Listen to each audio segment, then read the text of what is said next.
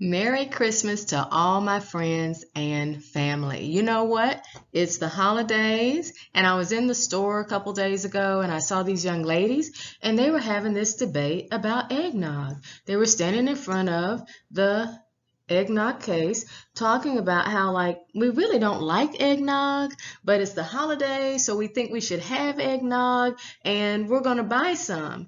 But we're not going to drink it. We just feel better. It just feels like it's Christmas if we open up the refrigerator and we see some eggnog. And I'm thinking, what the what?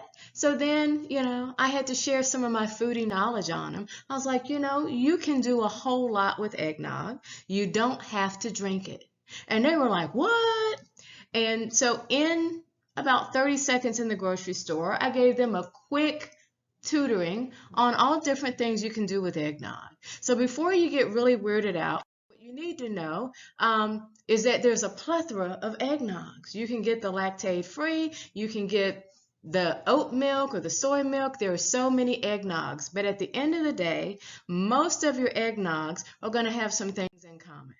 Your eggnog is going to have some salt, some kind of milk, some cinnamon and anise, might have some whipping cream, even though it might be like the coconut whipping cream. There's going to be vanilla extract, nutmeg, and eggs, and a lot of sugar. If there's no sugar, it may be corn syrup. It just depends on the brand and the type that you're buying, but these are the ingredients you want to look for. And if you're looking at the more adult type eggnog, it may come with bourbon flavoring in it. If you're purchasing it from a liquor store, it'll actually have the bourbon already added in, right? I always refer to that as the nog in the eggnog. Most people like a little nog in their eggnog, but to each his own. So when you select your eggnog based on your personal tastes and preferences and dietary needs, what can you do with it then if you're not going to in fact drink it? You can make French toast. A half a cup of eggnog, 1 egg, a teaspoon of cinnamon.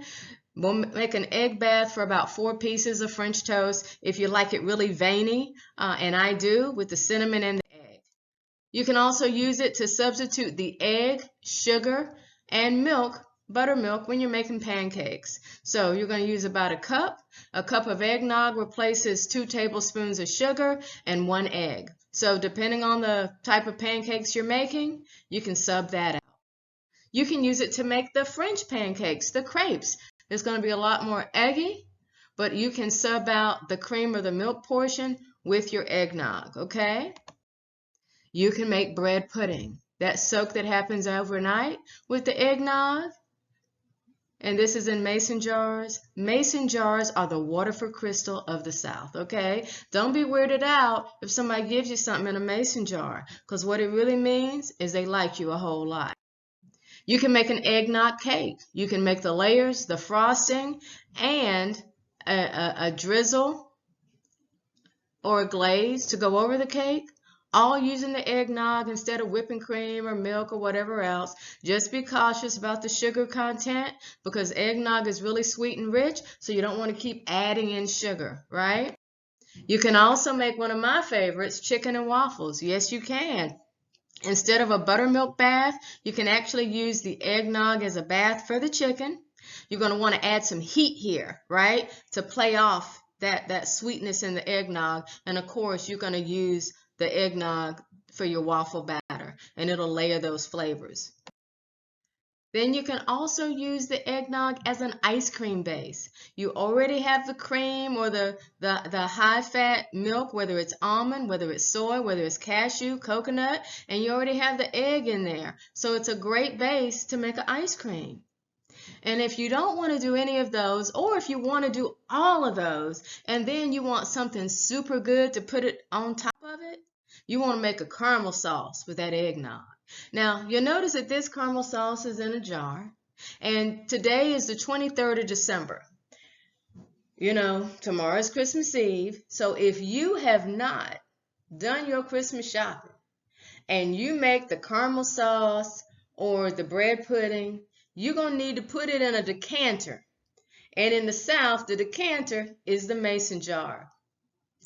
And you're going to want to gift that thing. Because what you don't want, it's okay for somebody to say, I got eggnog, caramel sauce for Christmas. It's not okay to say, I got nothing.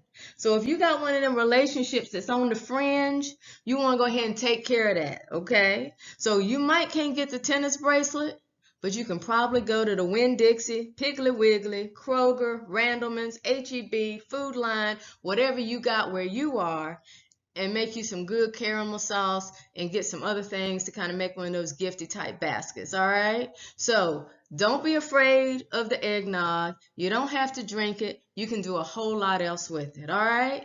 Thank y'all. Merry Christmas.